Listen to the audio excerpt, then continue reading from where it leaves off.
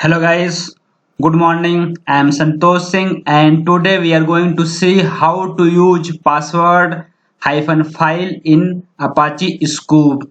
So let's see these things and welcome to my channel. So as we have seen that how many way pass a password in Scoop.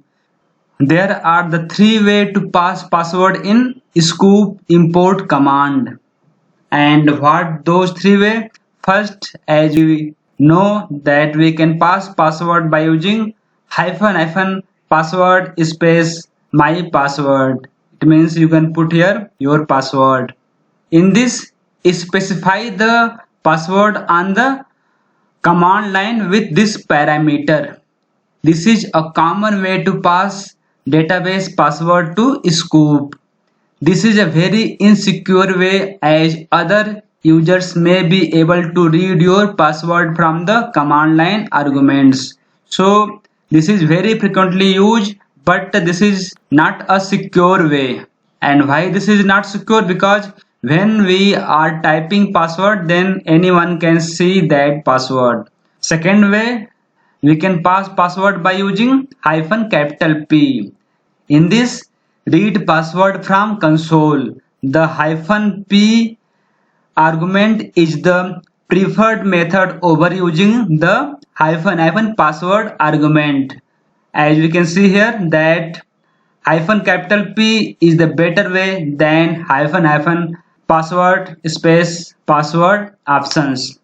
As we see the third option, reading password from a file. This is a best way to pass password in Scoop. So let's see these things. When we are typing syntax on command line, then there is possibility that anyone can see the password while typing. So for security perspective, it is a good idea to read password from a file. We are going to discuss about reading password from a file and how it will work. Let's see. When we are going to read password from a file, then this is the syntax. We can pass password file like this. We need to type scoop command hyphen password hyphen file space path of password file name. And this is the example. In this example, we can see that scoop space import space hyphen connect space jdbc :mysql :/ localhost /sales space hyphen username space root space password file space my scoop underscore password. This is the file name which stored the password, and we write the path of that file name and space table space the name of table which we want to import. So now let's see the next things.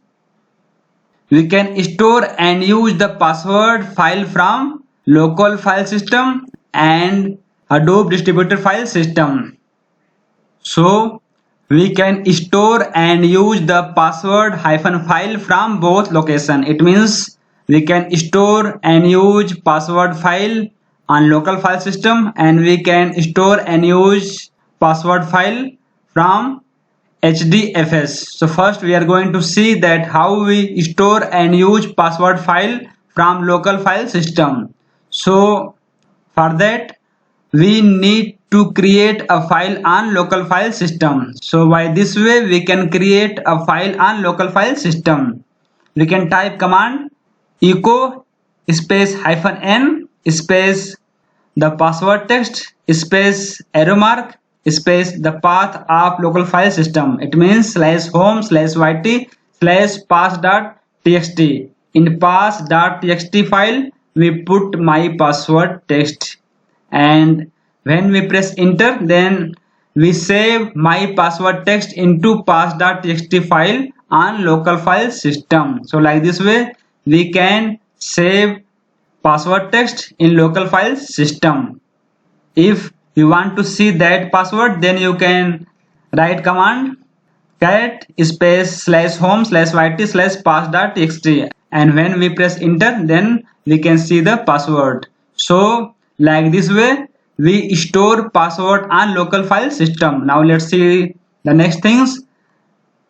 This is the example. We can see that this example is using password file from local file system. As you can see, scoop space import, and this is the connection string. After that, double hyphen username space root. This is the username, and double hyphen password hyphen file space the local file path. This is the local file path where we store our password, and after that space table name space student. So when we press enter, then this SQL statement import the table name data, but it check password from this file. It check password from pass.txt file. As we can see that when we type this statement, then anyone unable to see our password. So like this way we can pass password from local file system to password file syntax. Now let's see the next things. Next things that how we store and use password file from Hadoop distributed file system.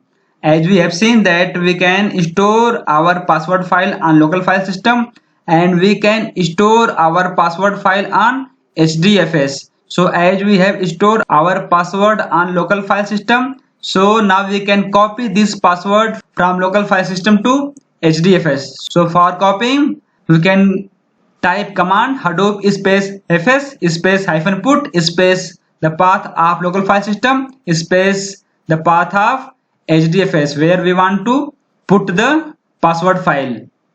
So after typing this command, when we press enter, then we can see that this password.txt file will be copied in this location.